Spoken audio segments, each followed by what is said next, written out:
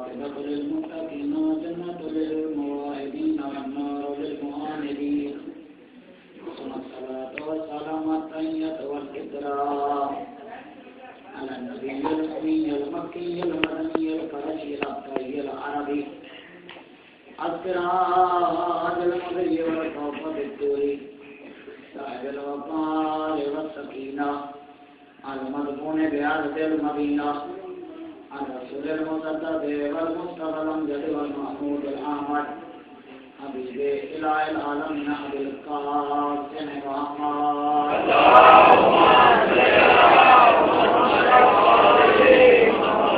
الذي المراج صدره والقرآن ومركبه والسدرة المنتهى منزله وقاب قوسين أو أدنى مقامه وقال كنت نبيا وآدم بين الماء والطين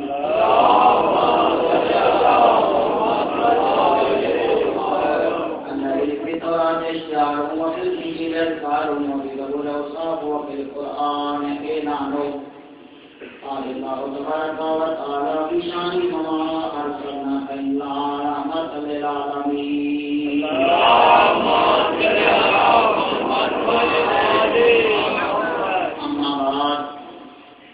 قال الله تبارك وتعالى في كتاب المجيد وفرقان الحميد بسم الله الرحمن الرحيم وأن هذا صراطي مستقيما فاتبعوه ولا تتبعوا السبل فتفرق بكم عن سبيله ذلكم وصاكم به لعلكم تتقون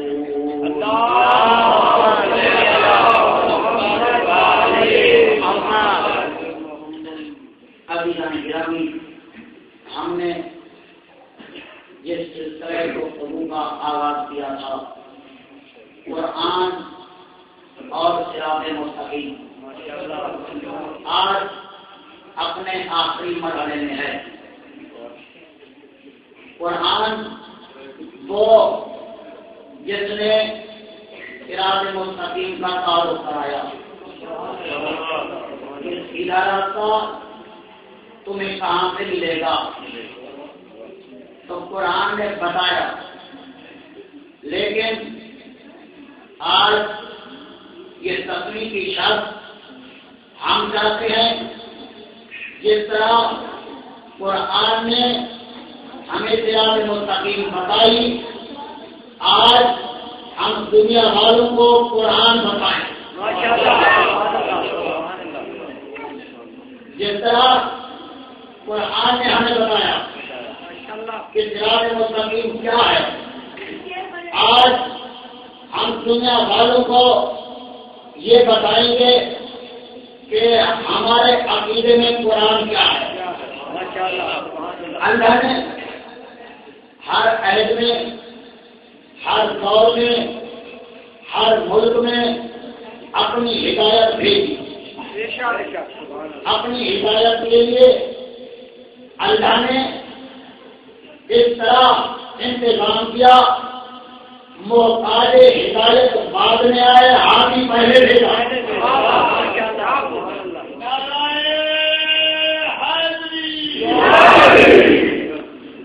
انبیاء بھیجے، رسول بھیجے، انہیں کتابیں دی اور وہ کتابیں مختلف اشکال میں آئی۔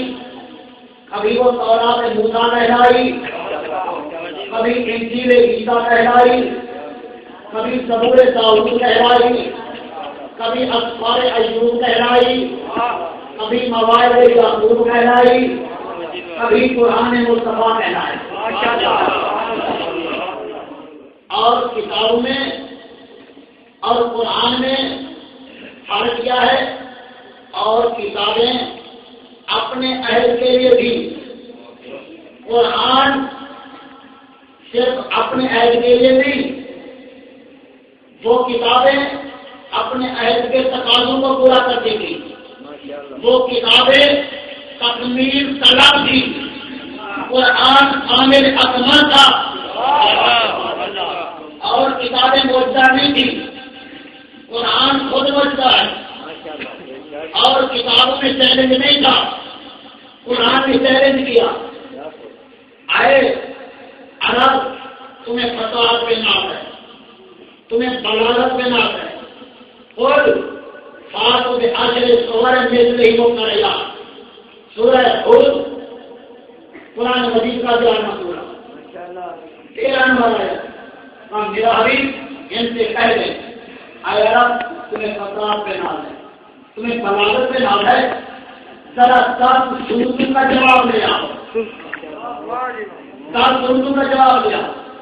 قرآن انتظار کرتا رہا، دیکھا وہ جنہیں فتوحات پہ ناز تھا، جنہیں بلاغت پہ ناز تھا، جب کوئی جواب نہ آیا اب قرآن پھر تھا ان کنتم فی ریب مما نزلنا علی عبدنا فاتوا بسورۃ من مثلہ. چلو ساتھ کا نہیں ایک کا جواب لے آؤ، ایک کا جواب لے آؤ. اب قرآن نے دیکھا جب فساد و بلاغت عرب شکست خود کھڑی ہوئی ہے، اب قرآن نے اپنی فتح مندی عرض مندی بلندی کا اعلان کرتے ہوئے کہا کیا لائن استعمال جن انشاء بجزء حاضر قرآن لا یاتون بجزء ہی. ارے تم چاہو پوری کائنات سے یہ تو انسان مل جائے تو میری ایک آیت کا جواب ہی نہیں لا سکتے.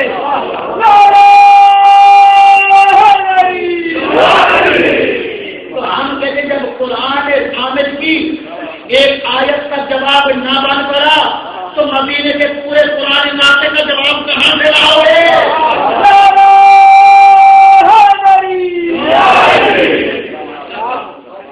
لہذا یہ جو پروپیگنڈا کیا جاتا ہے کہ شیعوں کے 40 پارے ہیں، میں کہتا ہوں کچھ تو سوچیں، جو پارے تمہارے پاس ہیں وہی پارے ہمارے پاس ہیں. الحمد سے لے کر والناس تک ہمارا یہ عقیدہ ہے، اس قرآن میں کوئی تبدیلی نہیں، ہمارے اس قرآن کا یقین ہے. ٹھیک ہے چلو ہم سے دشمنی ہے، قرآن سے تو محبت ہے. یہ روس کے یہودی انگریز کیا کہیں گے کہ مسلمانوں کا قرآن بھی ایک نہیں، جو پارے تمہارے ہیں وہی ہمارے ہیں. فرق یہ ہے ہمارے کوئی 40 پارے نہیں ہیں، یہی 30 پارے ہیں. ہاں ثابت 30 کا ہے، ناقص 40 کا ہے.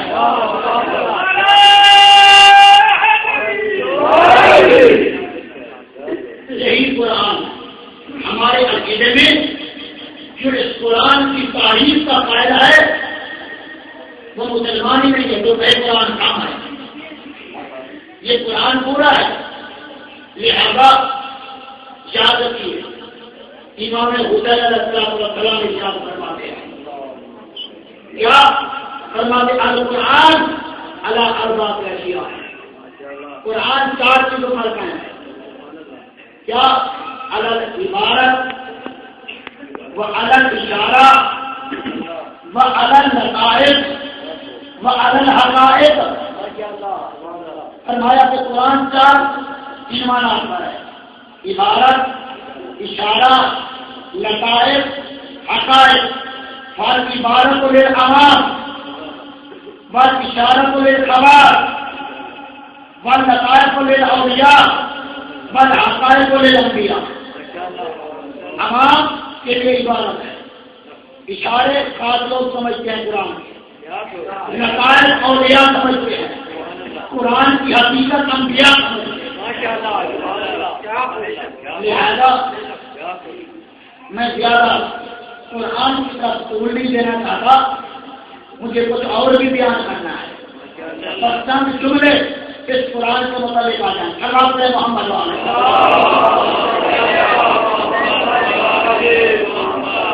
قرآن اتنی آسانی سے سمجھ میں نہیں آئے گا، اس لیے قرآن وہ ہے جس میں آیات و احکامات بھی ہیں، متشابہات بھی ہیں، الفاظ معنی مستقبل، الفاظ مستقبل معنی ماضی. مراد امت کتاب نبی سے، جس میں آیات مکی بھی ہیں، آیات مدنی بھی ہیں، آیات میلی بھی ہیں، آیات نحالی بھی ہیں، آیات عرشی بھی ہیں، آیات فرشی بھی ہیں، آیات حجری بھی ہیں. لہذا اس قرآن کو اتنی جلدی سمجھ نہیں سکتے تم لوگ. اس میں آیات نازل بھی ہیں، آیات منسوخ بھی ہیں، آیات تطہیری بھی ہیں، آیات غدیری بھی ہیں.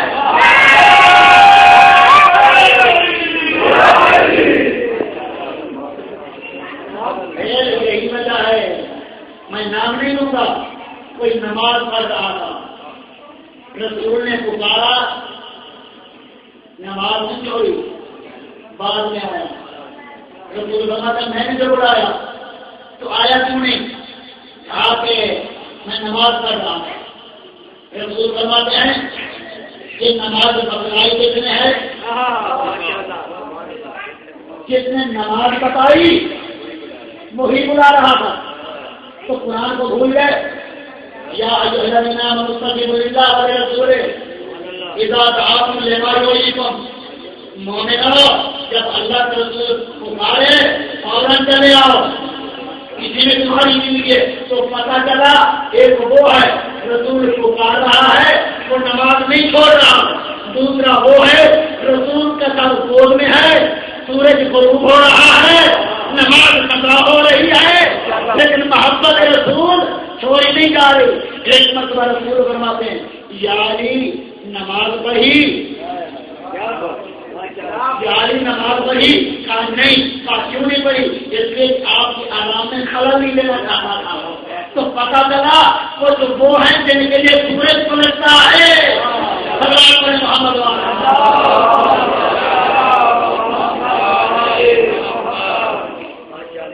لہذا جو اتنا مشکل قرآن ہے وہ اتنی آسانی سے سمجھ میں نہیں آئے. اس میں آیات نازل بھی ہیں، منسوخ بھی ہیں، آیات متشابہات بھی ہیں، آیات محکمات بھی ہیں. تو لہذا ہم کہتے ہیں اے در بدر پھرنے والے، یہ ہے در. ہم اگر قرآن سمجھنا ہے تو ہم جس پر راضی ہیں اس تفسیر راضی سے نہ پوچھ، قرآن جس پر راضی ہے اس فیاضی سے پوچھ. آغوش جہالت میں پروتیں لینے والی بیوی سے نہ پوچھ، آغوش رسالت میں قرآن پڑھنے والی بیوی سے پوچھ. آئے دین کمال دین سے پوچھ، آئے امامت امام مبین سے پوچھ، آئے عدل امام عادل سے پوچھ، آئے حق اس سے پوچھ جس کے ساتھ حق ہے. قرآن نور ہے تو صاحب نور سے پوچھ، قرآن فرقان ہے تو صاحب فرقان سے پوچھ، قرآن حبل ہے تو پھر حبل اللہ سے پوچھ، قرآن امر ہے تو اولے الامر سے پوچھ، قرآن شفا ہے تو مالک کے شفا سے پوچھ، قرآن مشکل ہے تو پھر مشکل کشا سے پوچھ.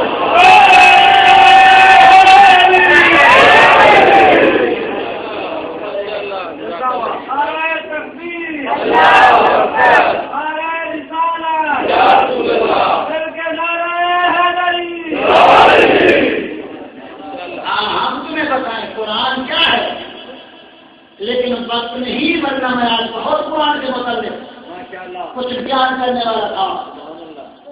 مغرب یہ کہتی ہے، مغرب کی طرف سے یہی آواز آتی ہے کہ جو چیز ہم ایجاد کرتے ہیں مسلمان کہتے ہیں یہ ہمارے پاس بھی ہے، ایجاد ہم کرتے ہیں. اگر ان کے پاس قرآن تھا تو انہوں نے پہلے ایجاد کیوں نہیں کر لیا؟ آج سائنس میں ترقی کی ہے انگریزوں نے. وجہ اس لیے کہ انہوں نے قرآن کو دیکھا اور خالی قرآن کو نہیں دیکھا، ساتھ نہج البلاغہ رکھا، ساتھ نہج البلاغہ رکھا تو انہوں نے ترقی کی. تو کہتے ہیں کہ ہم جو چیز ایجاد کریں، مسلمان کہتے ہیں یہ ہم بھی کر سکتے تھے. بھائی کر سکتے تھے تو پہلے کیوں نہیں کی؟ تو ہم کہتے ہیں اس میں مسلمان کا تصور نہیں، دماغوں کا تصور نہیں، افکار کا تصور نہیں، اذہان کا تصور نہیں. اصل میں ملوکیت نے ذہنوں پر ایسا تسلط جمایا تھا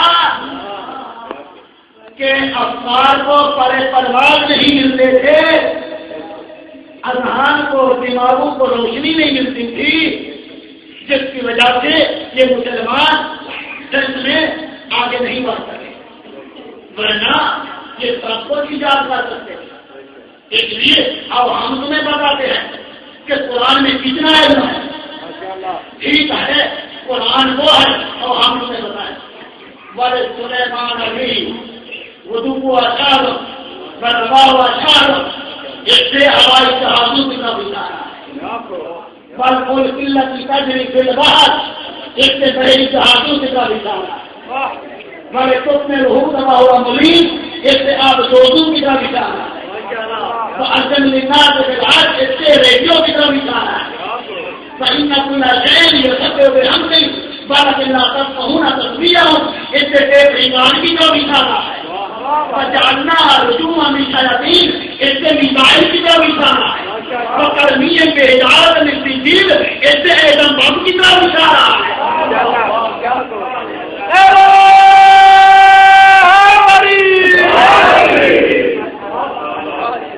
اپنی راہ بننا ہم کرتے صلوات پر محمد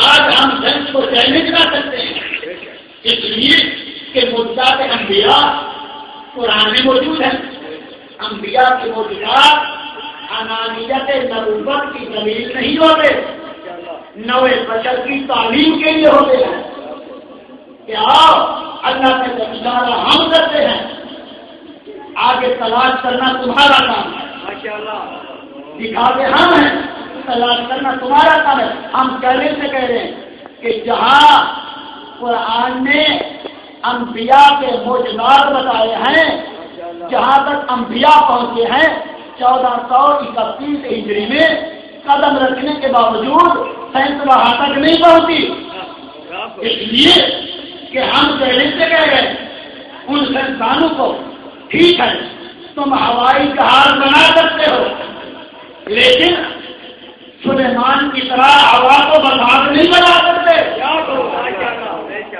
ٹھیک ہے تم بحری جہاز بنا سکتے ہو، لیکن لوگ کی طرح نہ ڈوبنے والا تو انہیں نجات نہیں بنا سکتے۔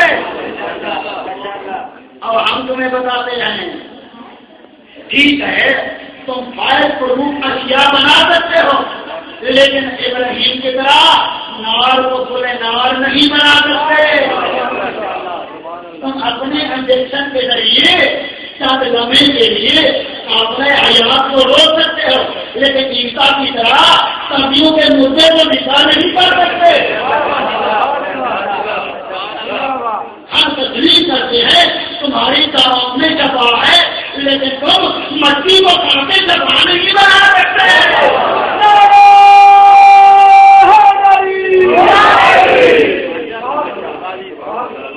ہم تسلیم کرتے ہیں ٹھیک ہے تمہاری دعاؤں میں شفا ہے، لیکن مٹی کو کھا کے شفا نہیں بنا سکتے۔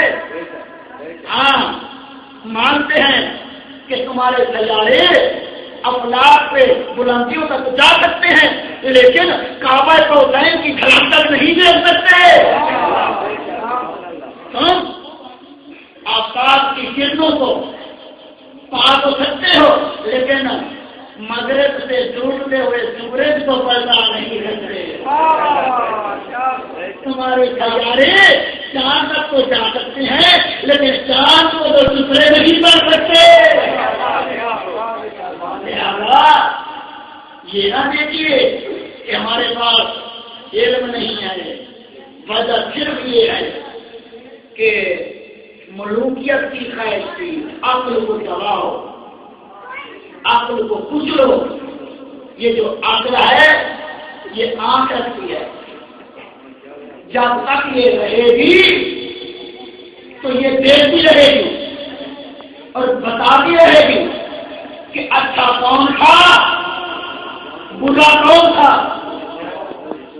جھوٹا کون تھا، سچا کون تھا، بد کردار کون تھا، خوش رفتار کون تھا، بے ایمان کون تھا، کھلے ایمان کون تھا۔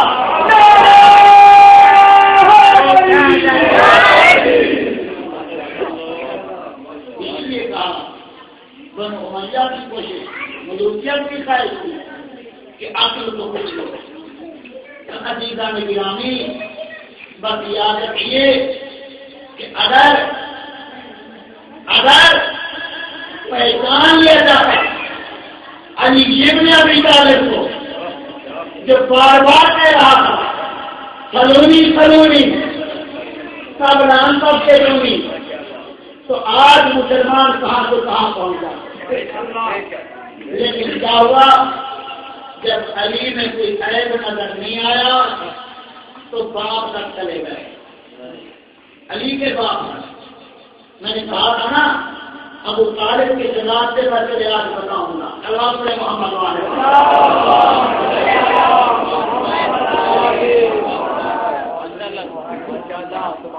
علی نے کوئی عیب نہیں ملا، اس لیے باپ تک چلے گئے۔ اور ہم نے بارہا کہا دیکھو اگر بات کرنی ہے تو علی پہ بات کرو، بات تک نہ آج تک ہم نے کسی کے بات کو سامنے کیا، لہذا بات تک کیوں جاتے ہو؟ کہنے لگے جی ابو طالب کا قصور یہ تھا کہ علی کا باپ کیوں تھا، محمد کی حفاظت کیوں تھی، یہ دو قصور بتائے جاتے ہیں۔ اگر تاریخ کے زمرے میں دیکھیں تو یاد رکھیے کوئی کسی کا باپ ہو یہ اپنے اختیار میں تو نہیں ہے نا، یہ اللہ کے اختیار میں ہے، جس کو جہاں چاہے پیدا کر دے، چاہ تو ہندو کے گھر میں پیدا کر دیا، چاہ تو عیسائی کے گھر میں پیدا کر دیا، چاہ تو مسلمان کے گھر میں پیدا کر دیا، چاہ تو اپنے گھر میں پیدا کر دیا جی، یہ تو اس کے اپنے اختیار میں ہے۔ لہذا ہم کہتے ہیں کہ دیکھو اس بات کا دروازہ ہی بند کر دو۔ ابو طالب کے ایمان پر جو بات کی جاتی ہے اس کا دروازہ ہی بند کر دو۔ وجہ اس لیے اگر اس بات کا دروازہ کھلا رکھا تو پھر بات کرنے والا علی کے باپ تک معلوم نہیں رہے گا، پھر ہر ایک کے باپ کی فائل کھلے گی کہ فلاں کا باپ کیا تھا، فلاں کا باپ کیا تھا، فلاں کا باپ کیا تھا۔ تو ہم کہتے ہیں پھر بھی علی کو قسمت ہے کہ ابو طالب کی شکل میں علی کا باپ تو ہے، تو بات کرنی ہے تو علی سے بات کرو کہ کنار کے یا فراز، عالم سے یا جاہل، کنجوس سے یا سخی، بات کرنی ہے تو علی سے بات کرو۔ یہ بات تک کیوں جاتے ہو؟ ایک ہے حدیث صحابہ بخاری کے لیے موجود ہے، صحابہ مانے سمجھتے ہو کہ ابو طالب نام پیدا جہنم میں کڑیاں پہنے ہوئے کھڑے ہیں، یہ حدیث صحابہ ہے۔ اب میں حیران ہوا کہ جنت جہنم تقسیم ہوں گے قیامت کے بعد، جنت جہنم تقسیم ہونے قیامت کے بعد، اتنی جلدی علی کے باپ کو جہنم میں پہنچانے کی ضرورت کیا تھی؟ تو اصل وجہ یہ تھی کہ بہتوں کے باپ داداؤں کا مسئلہ یہی تھا۔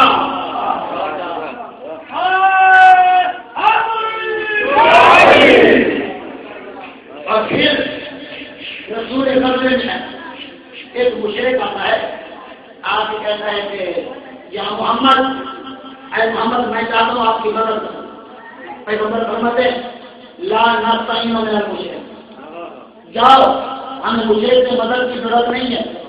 تو تعجب یہی ہے وہ رسول جو ایک دن کے لیے مشرک کی مدد نہ لے وہ 30 سال ایسے کی گود میں پلے اور بڑھے،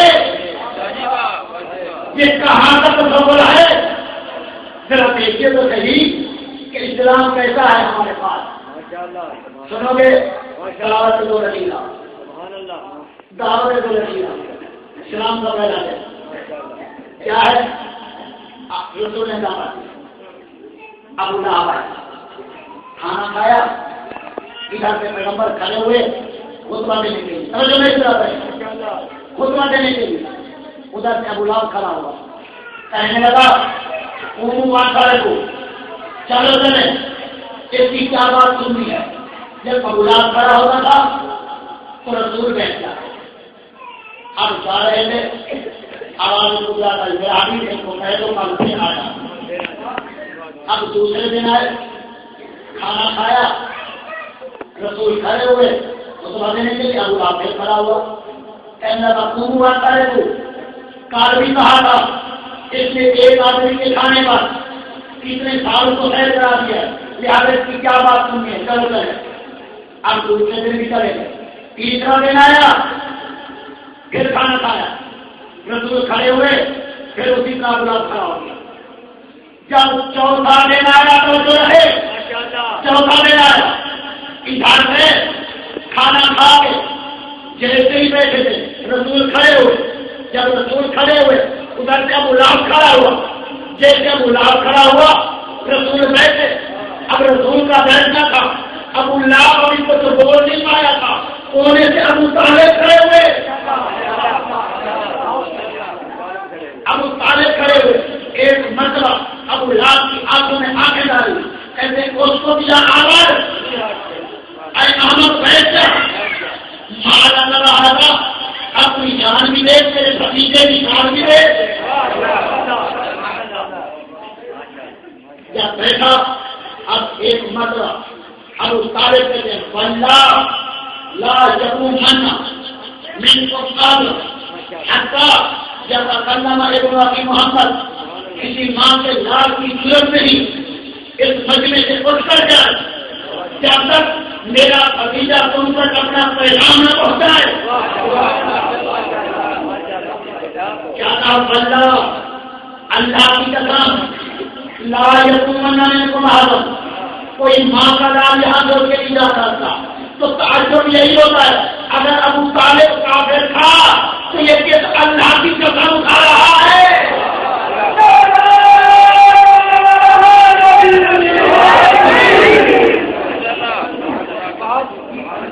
اگر ابو طالب کافر کہا تو یہ کس اللہ کی قسم کھا رہا ہے؟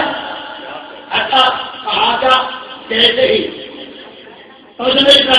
جیسے ہی رسول بیٹھ چکے تھے نا، آج ایک مرتبہ مجمع میں کھانا آتا ہے، رسول کا مخاطب ہوئے، کہتے ہیں تم یا سیدی و مولانا، اٹھو میرے سردار، اٹھو میرے مولا، بلے میں اشارہ کرنا دے، ان تک اپنے رابطہ پیغام پہنچا دے۔ آج تک تو یہی سنتے رہے کہ کافر کا کام ہے توحید کو روکے، بھائی کافر کا کام یہی ہے، لیکن ادھر کیا کہا قوم یا سیدی و مولانا، اٹھو میرے سردار، اٹھو میرے مولا، بلے اشارہ کرنا دے، ان تک اپنے رابطہ پیغام پہنچا دے۔ اب رسول کا توجہ، 3 دن تک ابو لہب کامیاب، رسول ناکام، چوتھے دن ابو لہب قیامت تک کے لیے ناکام، رسول قیامت تک کے لیے کامیاب۔ اچھا یہ ابو لہب کو ناکام کیا دیکھنے ابو طالب کی جان میں ورنہ چلے جاتے چوتھے دن بھی، تو کس نے ناکام کیا؟ ابو طالب نے۔ اچھا ابو لہب کی جرأت کیا ہے؟ جرأت کیا ہے؟ بات کرے، ہاں وہ قرآن جس نے کہا تھا قالا رب فاطمہ اغویتنی لأقعدن لهم صراطک المستقیم ولأغوینہم اجمعین الا عبادک منہم المخلصین۔ تو کہا میں تیرے بندوں کو بہکاؤں گا، بھائی زبان تھی ابو لہب کی، بولنے والا ابلیس تھا، توجہ، زبان ابو لہب کی تھی، بولنے والا ابلیس تھا، تو 3 دن تک ابلیس کامیاب، بھائی چوتھے دن قیامت تک کے لیے ابلیس ناکام، رسول کامیاب۔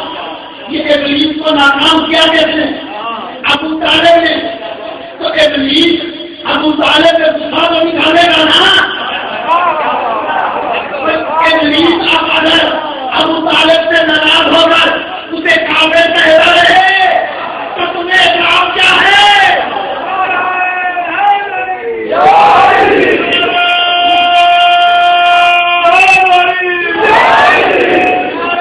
تکبیر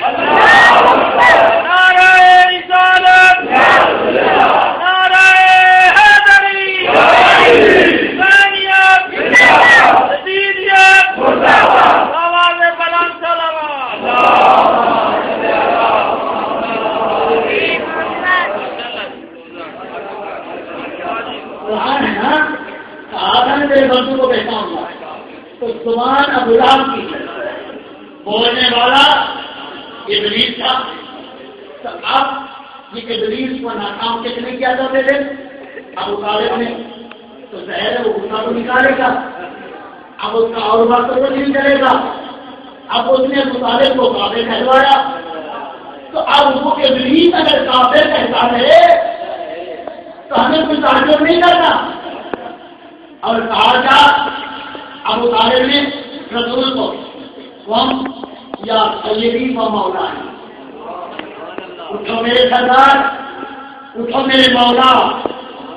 تو آج ابو طالب کا احسان ہو گیا رسول پر، بھائی پوچھے تو موقع بچ گیا نا ابو طالب میں، تو یہ احسان ہو گیا رسول پر۔ تو پروردگار ابو طالب کا احسان کس طرح اتارے گا؟ کس طرح اتارے گا؟ آواز پوچھا میرا حبیب ابو طالب کا احسان تھا، اور ہاں میں چاہتا ہوں یہی احسان اس کے بیٹے پہ اتار دے۔ لعنت ابو طالب والے ہوں، لعنت ابو طالب والے ہوں، نام نہ بدلے، الفاظ وہی ہوں۔ وہ تھا کیا 125 افراد کے مجمع میں ابو طالب نے کہا قومیہ سیدی و مولائی، یہی الفاظ اس کے بیٹے کے لیے 1.25 لاکھ کے مجمع میں کہتے من کو مولا ہو۔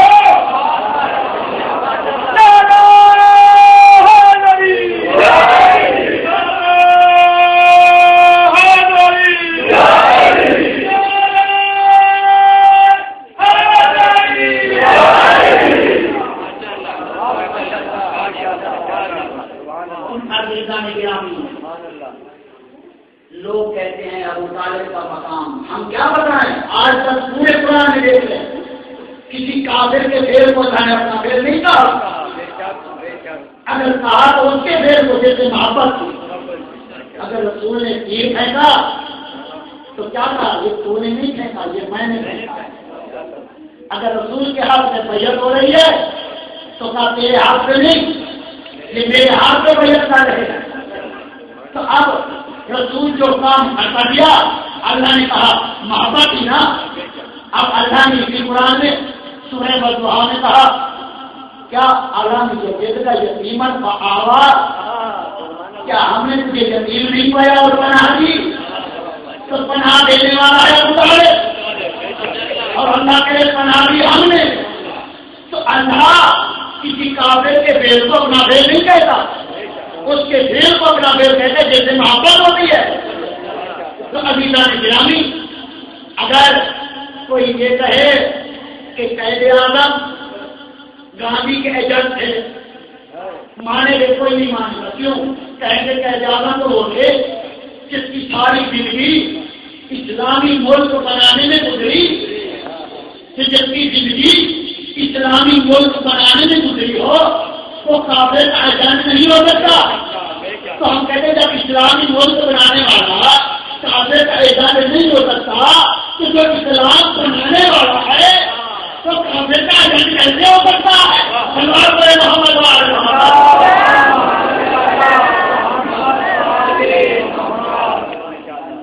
اور سنو گے ایک روایت اور سنو، سورہ 61 قرآن مجید کا 28واں سورہ، آیت کا نشان 56۔ کیا علم نبی سن گئے؟ کہتے ہیں کہ ابو طالب کا آخری وقت تھا، رسول آئے، کہا کہ چچا کلمہ پڑھ لو میں تمہاری ذات کا نام ہوں۔ ابو طالب نے دوسری کا منہ موڑ دیا، رسول پھر سامنے گئے، کہا چچا کلمہ پڑھ لو میں تمہاری ذات کا نام ہوں۔ پھر ابو طالب نے منہ موڑ دیا۔ ادھر سے قرآن کی یہ آیا جس کا بھی میں نے نشان بنایا، انکا لا تہدی من احببت، اے حبیب جو تیرا محبوب ہے تو اس کی ہدایت نہیں کر سکتا، ولکن اللہ یہدی من یشاء، ہاں اللہ جسے چاہے ہدایت کر دے۔ تو اب میں اس تفصیل میں نہیں جانا چاہتا کہ ہدایت ہوئی یا نہیں، لیکن قرآن نے اتنا تو ثابت کر دیا کہ ابو طالب رسول کا محبوب ہے. قرآن کیا ہے؟ اتنا تو ثابت کر دیا کہ ابو طالب رسول کا محبوب. اچھا آپ بخاری شریف کیا ہے؟ رسول بیٹھے ہوئے ہیں شمع رسالت کے پروان میں کھلا ہوا ہے. ایک بزرگ صحابی نے کہا کہ یا رسول اللہ جب قیامت کا دن ہوگا میں کہاں ہوں گا؟ دیکھو رسول رحمت للعالمین اب کیسے بتا دے تو کہاں ہوگا؟ رسول رحمت للعالمین تو اب کیسے بتائے تو کہاں ہوگا؟ ادھر قرآن کیا تھا؟ انہوں نے کہا کہ کیا ابو طالب کو کا کرنا پڑھ؟ انہوں نے نہیں پڑھا. اللہ نے کہا جو تیرا محبوب ہے جس سے تو محبت کرتا ہے جو محبوب ہے تیرا اس کی ہدایت نہیں کر سکتا. آپ ہدایت ہوئی ہو یا نہ ہوئی ہو لیکن اتنا تو دشمنوں نے کتابوں نے بھی لکھ دیا قرآن نے ثابت کر دیا ابو طالب ہے رسول کا محبوب. اب اجازت اس نے پوچھا صحابی نے کہ میں قیامت کے دن کہاں ہوں گا؟ اب رسول نے نہیں بتایا تم کہاں ہوگا. کیا کہتے ہیں؟ آج مرو ماں من آپ جو جیسے محبت کرے گا وہ اسی کے ساتھ ہوگا.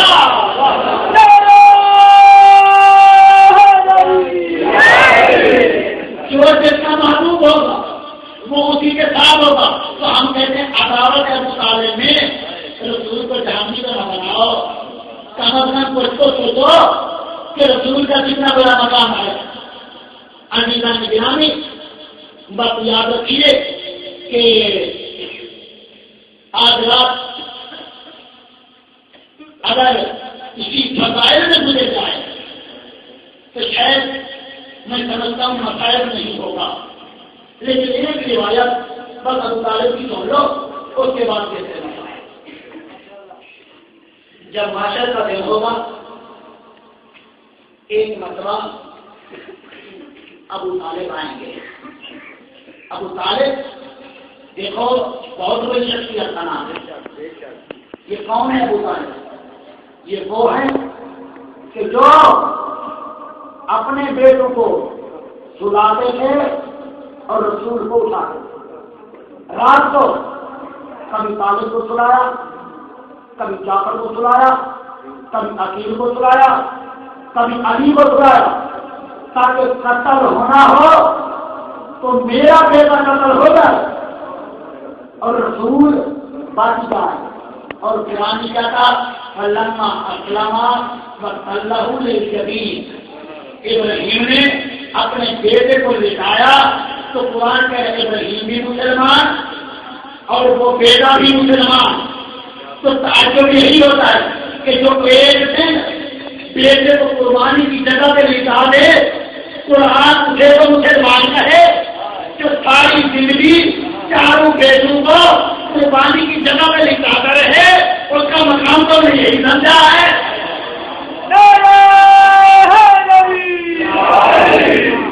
ساری زندگی چاروں بیٹوں کو لٹاتا رہے.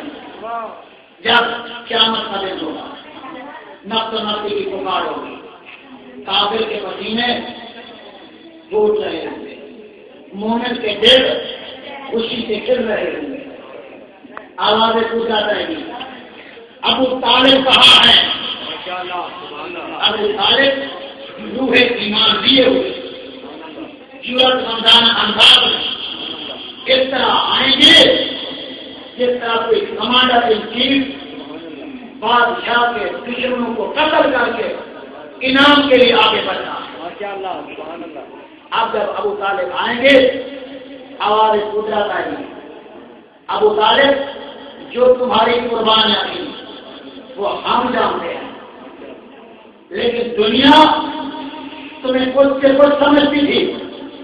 آج ہم چاہتے ہیں مارکر کے دن میں آپ کے ایمان کا اعلان ہوتا ہے. سمجھ تو بتا رہی جو تمہیں آپ کے ایمان کا اعلان ہو جائے.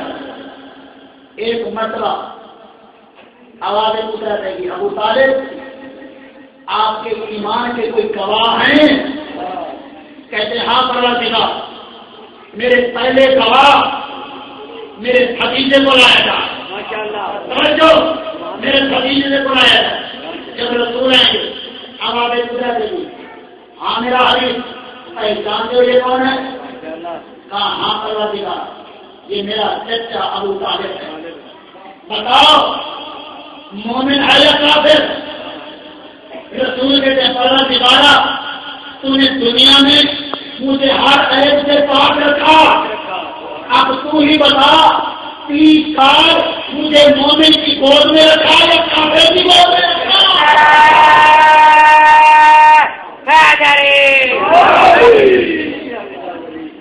آوازیں پوچھا رہی میرا دل ٹھیک ہے. ابو طالب کوئی اور گواہ کہتے ہیں ہاں میرے بیٹے کو لایا جائے. علی آئیے یا علی بتاؤ ابو طالب مومن ہے یا کافر؟ علی کہتے ہیں پروردگارا میرے کارنامے دیکھے تھے؟ ہاں دیکھے تھے. بدر میں دیکھا؟ ہاں دیکھا. احد میں دیکھا؟ ہاں دیکھا. خیبر میں دیکھا؟ ہاں دیکھا. خندق میں دیکھا؟ ہاں دیکھا. شاہ ہجرت دیکھا؟ ہاں دیکھا. علی کرتے ہیں پروردگارا اب تو ہی بتا میرا کون سا کارنامہ مجھے سب سے زیادہ پسند ہے؟ آواز قدرت آئی علی تیرا شاہ ہجرت تلواروں کی چھاؤں میں میرے حبیب کے بستر پر سونا یہ ہمیں زیادہ پسند ہے. علی عرض کرتے ہیں پروردگارا بدر میں جانا میرا کام، احد میں جانا میرا کام، خیبر میں جانا میرا کام، خندق میں جانا میرا کام تھا. شاہ ہجرت رسول کے بستر پہ سونا یہ امانت اور عادت تھی میرے باپ ابو طالب کی جو میں نے ادا کی تھی.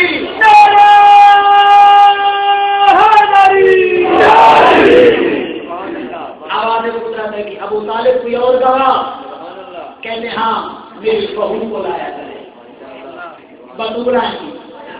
آواز قدرت ہے کہ بتاؤ ابو طالب مومن ہے یا کافر؟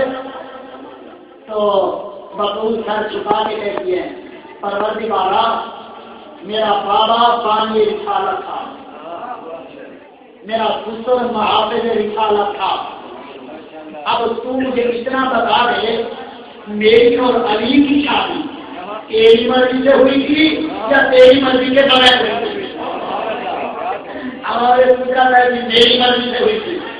اب بطول کہتے ہیں پروردگارا میں ہوں تیرے لالین حبیب کی بیٹی، اب تو بتا دے کہ مجھے اس گھر میں اس لیے بٹھایا تھا کہ میں مومن کی بہو پیدا ہوں یا کافر کی بہو پیدا ہوں؟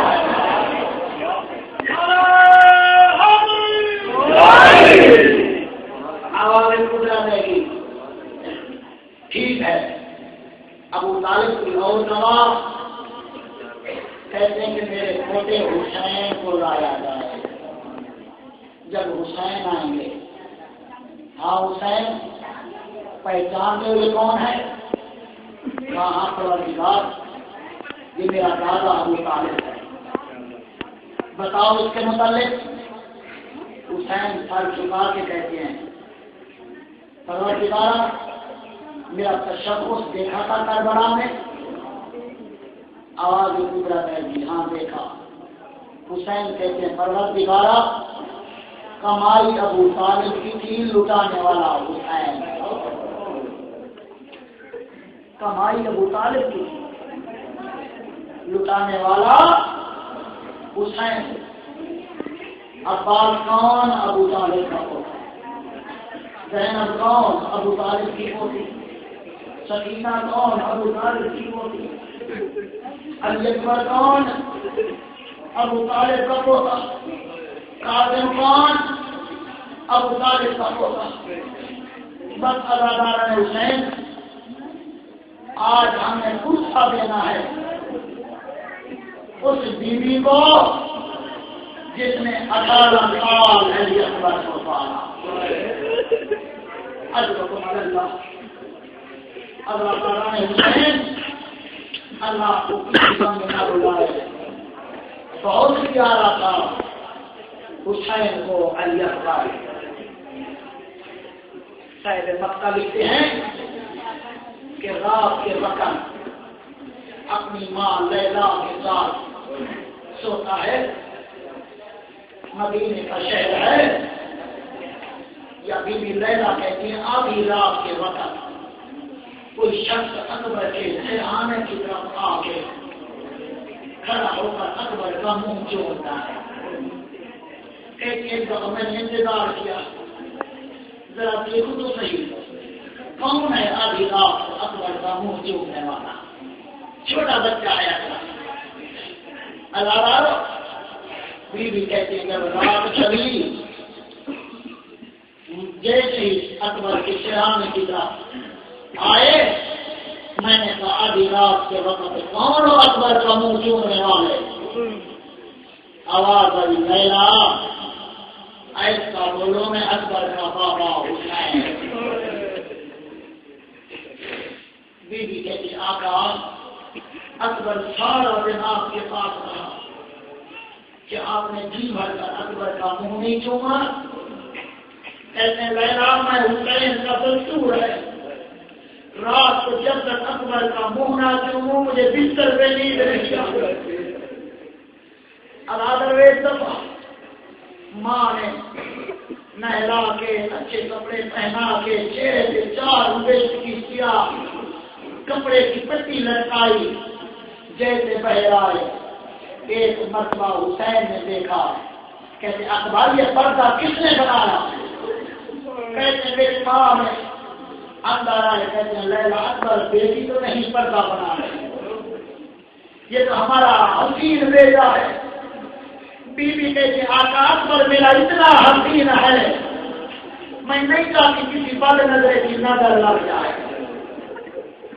عدالت جب عباس اور علی اکبر مدینے کی گلیوں سے گزرتے تو دکانداروں کو دکانوں کے دروازے بند کرنا بھول جاتے.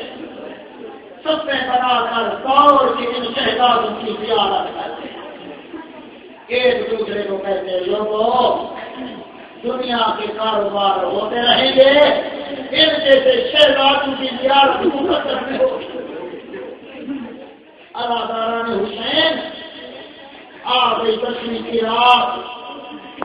مدینے میں حسین کی حسرت رہی ہے ساری زندگی کہ اکبر مجھ سے کچھ مانگے. ساری زندگی حسرت رہی حتیٰ کہ شام کے تجارت سے کاپ لے آتے. حسین ایک ایک بیوی کے پاس جا کے بیٹھتے، منت لاؤ اکبر کو دکھلاؤ کچھ تو مجھ سے مانگ لے میری حسرت پوری لوٹ جائے. اب آدر جب 10ویں کا دن آیا رات گزری نا، یہی رات یہ جو 10ویں کی رات ہے جب میرے مولا نے خطبہ دیا. رات میں جب خطبہ ختم ہوا جوانان بنی ہاشم میں فرماتے ہیں اکبر ذرا میرے ساتھ چلو. عباس غازی کا آقا میں بھی آؤں اکبر کے ساتھ. فرماتے ہیں نہیں تو یہی بیٹھ. اکبر کو لے کے گئے اور خیمے کے پیچھے آؤ حسین مرحوم کا جملہ ہے. کہتے ہیں کہ حسین بیٹھ گئے ریت کے ٹیلے پر سامنے اکبر کو بٹھایا. اب آدر نے جملہ کہا اکبر یہ رات کا جتنا حصہ باقی ہے نا تم میری طرف دیکھتا رہے میں تیری طرف دیکھتا رہے.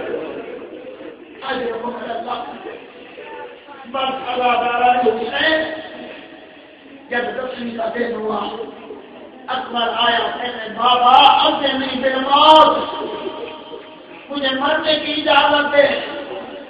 سب جا اپنی ماں سے اجازت لے. جب خیمے میں آیا ماں لیلا مسلح پہ بیٹھی تھی. سامنے آیا ماں نے منہ بول لیا.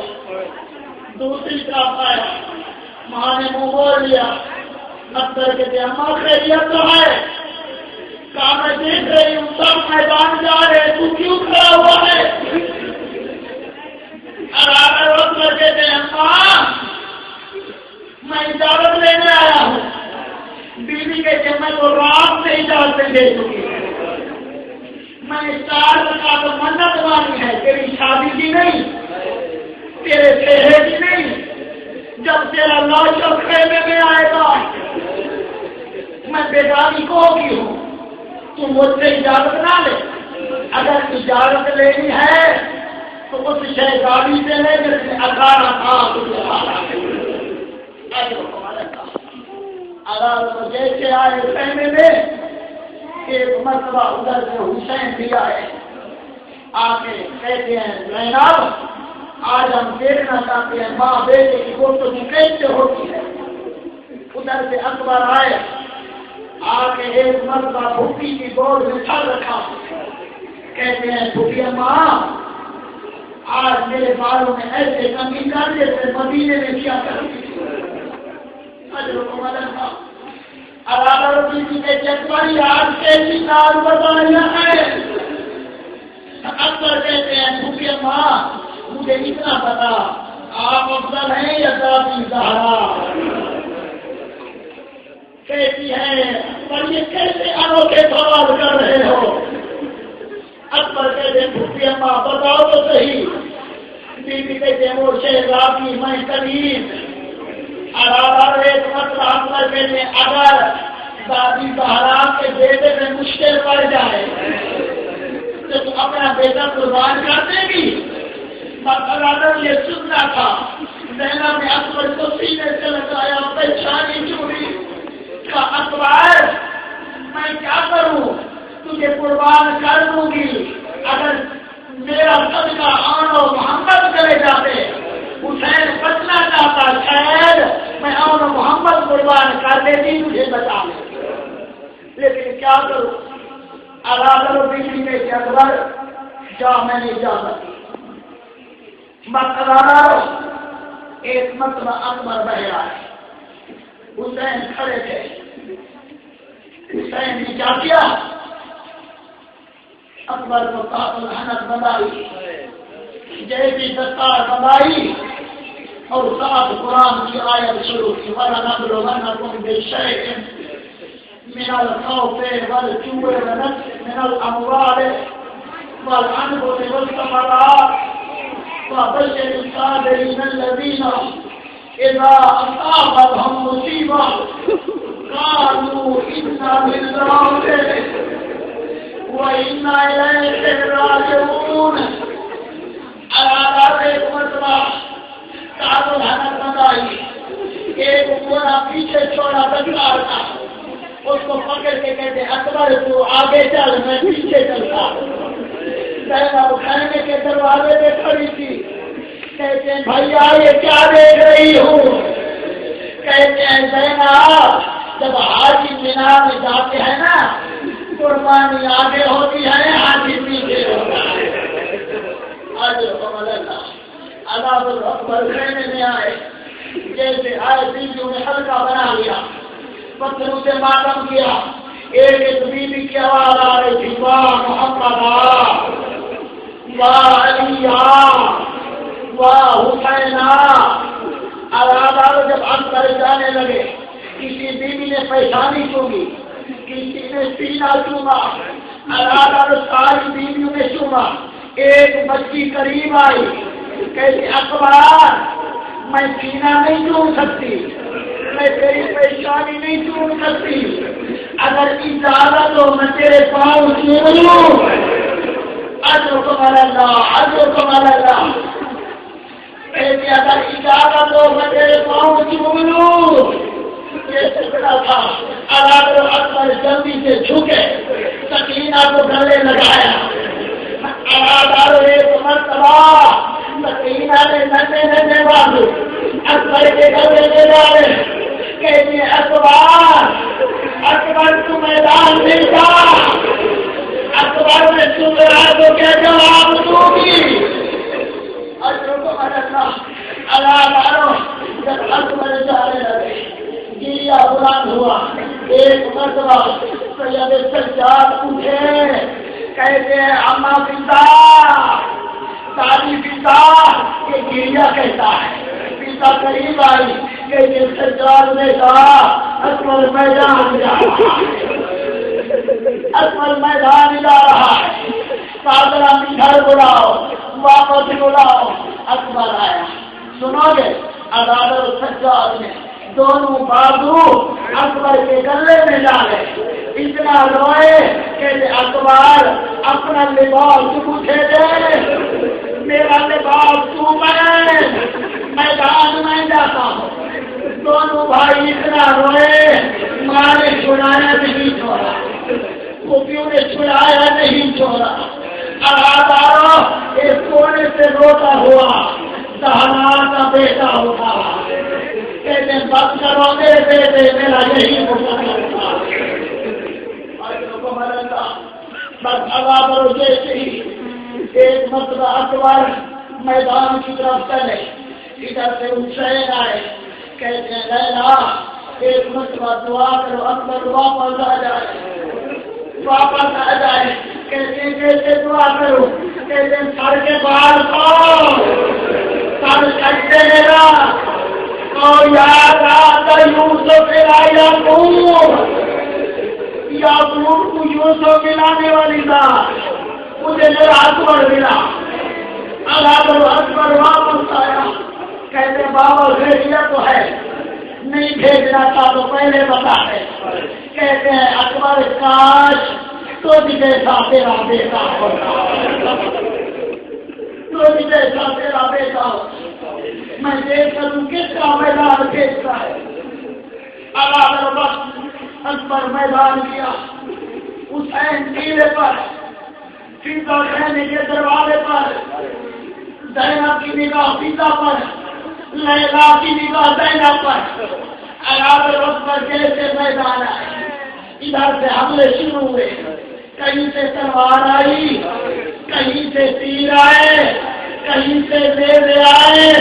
حسین کا بیٹا زخمی ہوتا چلا، جب سنان ملعون نے ایسا بیٹا مارا جو اکبر کے سینے میں آیا، اکبر نے دونوں بازو ایک مرتبہ جب اس گوئے کے گلے میں ڈالے، وہ نیزا ٹوٹ گیا، بچی کا بھرنگا ایک مرتبہ اکبر جیسے ہی گھوڑے کی بھیڑ سے زمین پہ آئے، بس اکبر کا آنا تھا، حسین ٹیلے پہ گرے، فضا خیمے کے دروازے پر گرے، زینب خیمے کے اندر گرے، لیلا مسلے پہ گری۔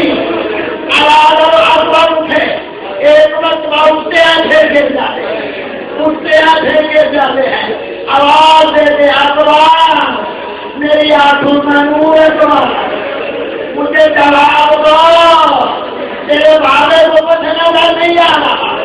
ارے دانو کا دانو میرا آگے بھی نظر جیسے چھوٹا بچہ چلتا ہے۔ حسین اکبر کے اکبر کے پاس پہنچے، ایک مرتبہ اکبر کو اٹھایا، اکبر نے ہاتھ سینے پہ رکھا ہوا، سینے پہ ہاتھ رکھا ہوا ہے، کہتے اکبر میرے ساتھ بدلنا، یہ ہاتھ میری گردن میں ڈال۔ اکبر کہتے ہیں بابا میں ہاتھ کیسے اٹھاؤ؟ کہا کیوں بیٹا؟ کہا ظالم نے یہاں پرچھی ماری ہے، اور وہ کہہ رہا تھا میں سنتا ہوں حسین بڑا سارے میں دیکھوں گا کیسے نکالتا ہے۔ کہتے بیٹا تو سارے کرے گا؟ کہا ہاں بابا۔ ایک مرتبہ اب حسین نے بچی کے بھر میں ہاتھ ڈالا، کہا دادا ابراہیم میری آنکھوں میں بتی نہیں ہے۔ آج ہمارا اللہ دیکھتے ہی پٹی کا پھل نکالا، اکبر کر دے کاروبار ہمیں تو ابراہیم دیکھ رہے ہیں، مصطفیٰ دیکھ رہے ہیں، دادا مرتضیٰ دیکھ رہے ہیں، کیا کہیں گے حسین کا بیٹا سمیٹا نہ کرا۔ آج ہمارا اللہ، آج ہمارا اللہ، آج کی رات ہے، آج کی رات اکبر ہمارا مہمان ہے۔ آج ہمارا میں بات بار کہوں، مومن کہہ رہا ہے یہ زہرا کے بیٹے کا سمجھتا ہوں کہ جوان بیٹے کے سینے سے بچی کا پھل کھینچا۔ اللہ نے حسین جیسے اکبر کرنا چاہتا ہے، ایک مرتبہ لیلا کو کہا آؤ بیٹے کا لاش آیا۔ زینب کیا دیکھتی ہے؟ لیلا خیمے کے اندر کبھی دائیں ہاتھ مارتی ہے، کبھی بائیں ہاتھ مارتی ہے، بی بی کہتی ہے اکبر آ گیا۔ لیلا کہتے مجھے کچھ نظر نہیں آ رہا۔ اللہ بیوی لیلا ایک باقی سے راستے پر کیا کیا؟ اپنے بھائی کے بال کھولے، بیٹے کے سکون سے کتاب کی ایک جملہ کا اخبار تو چلا گیا، تیری ماں کربلا کے جنگل میں اٹھے اب میرے موقع اکبر کا لاش اٹھایا، گاندے شوہرا شیخ ماضی ایک روایت پڑھا کرتے ہیں، ایک روایت کیا میرے مولا نے ایک طرف اکبر کا لاٹا ہے، دوسری طرف کاندے کے ٹکڑے جھک گئی کمر کا ہرا کے دیتے، ایک کا اکبر کے سینے میں رکھا، دوسرا کاندے کے ٹکڑوں پہ رکھا، 3 مرتبہ کہا واہ غربتا واہ غربتا۔ یہی روایت شیخ ماضی نے نجم نے میرے مولا امیر کے روزے کے سامنے جب یہی کہا کہ حسین نے 3 مرتبہ کہا واہ غربتا، علی کی مدد ہی نہیں لگی، علی پڑھنا چھوڑ دیا، چلا رات کو خواب میں دیکھتا ہے علی آ رہے ہیں، سر میں کمال نہیں ہے، پاؤں میں نالائن نہیں ہے، کہتے شیخ ماضی یہ روایت سے نہ بننا، کہاں مولا لگا ہے آپ کھڑا میں نہیں، جب سے تمہیں روایت پڑی ہے جنت میں حسین اور زہرا بھی لوگ نہیں کرے۔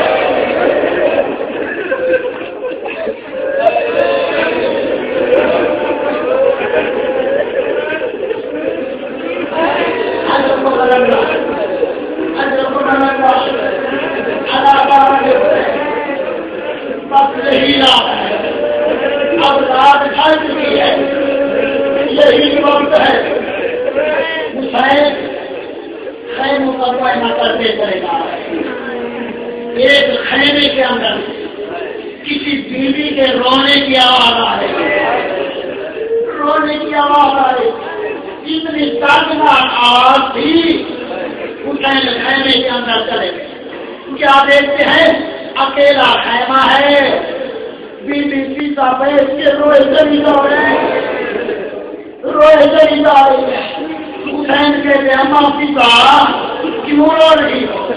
کہتے ہیں بیٹا حسین بات یہ ہے ہر ماں اپنے بیٹے کو تیار کر رہی ہے، کاش میرا بھی کوئی بیٹا ہوتا، میں تجھ پہ قربان کرتی۔ حسین بیٹھ گئے، کہتے اماں کل جب اکبر کی ماں اکبر کو بھیجے، قادر کی ماں قادر کو بھیجے، جب زینب اور محمد کو بھیجے، اماں تم مجھے اپنا بیٹا بنا کے بھیجا، میں تیرا بیٹا بن کے جاؤں گا۔ جملہ تھا اماں میں تیرا بیٹا بن کے جاؤں گا، لیکن میری ایک وصیت ہے، کیا بیٹا؟ اماں میرے بعد میری سکینہ کا خیال میری سکینہ کا خیال کرنا، عدالت یہی وصیت تھی۔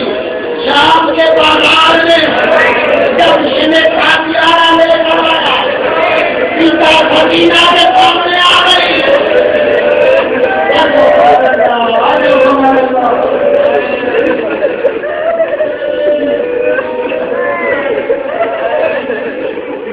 شام کے بازار میں جب قادیانہ لے کر آیا، پتا سکینہ کے سامنے آئی، کتنا مارنا ہے مجھے سکینہ بولوا میرے آقا حسین کی وصیت،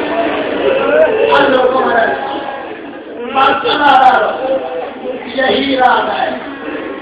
ایک مرتبہ سید سجاد کہتے ہیں بوٹی اماں ذرا میرے بابے کو تو بلانا، عذاب حسین آئے، سجاد لگا طبیعت کیسی ہے؟